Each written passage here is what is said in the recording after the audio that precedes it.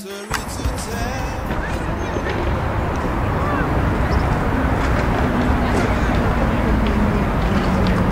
Alright, let's continue from where we stopped the last time. Where was God?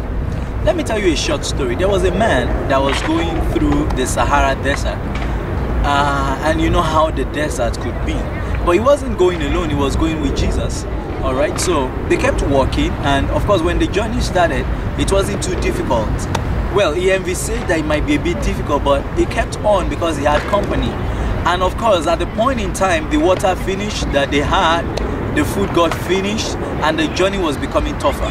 The sun was still very hot, and the sand, of course, you can imagine, it was burning hot.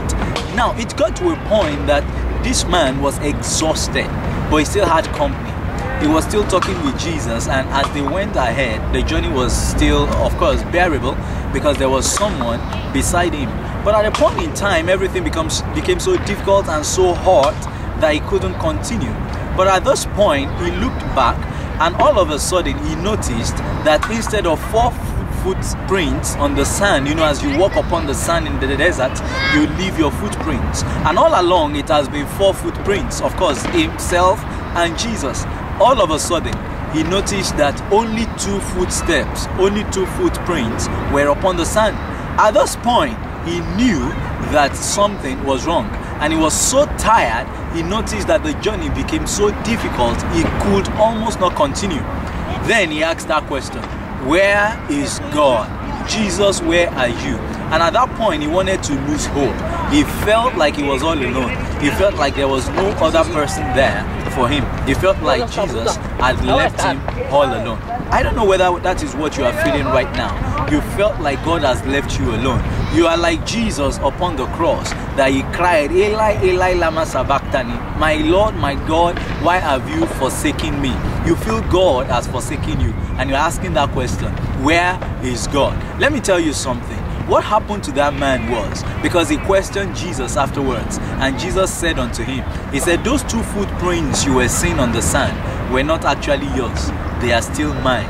He now asked Jesus, he said, so where are my own footprints? He said, you can't see them because I am carrying you in my hands. I don't know whether that is your situation. Listen to me, no matter what you are passing through, it may well be that God is actually the one carrying you through. Remember in the scriptures in the book of Isaiah, he said, when you pass through fire, it will not burn you, and when you pass through the waters, they will not what? They will not overflow you. How will this happen?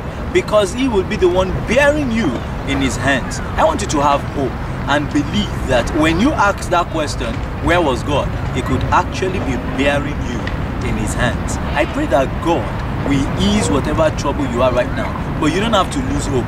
You don't have to become faithless. You have to keep on, because he said in his word, Matthew chapter 28, he said, I will never leave thee nor forsake thee. He said, I will be with thee till the end.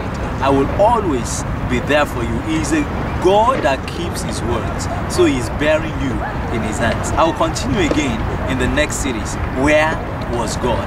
And I pray that God will reveal himself to you. Share this with friends and let them be encouraged that God has not left them yet. He is bearing them in his hands. I'm still in Valencia, the most beautiful city in Spain, if I may say. I'll see you in the next series. God bless you.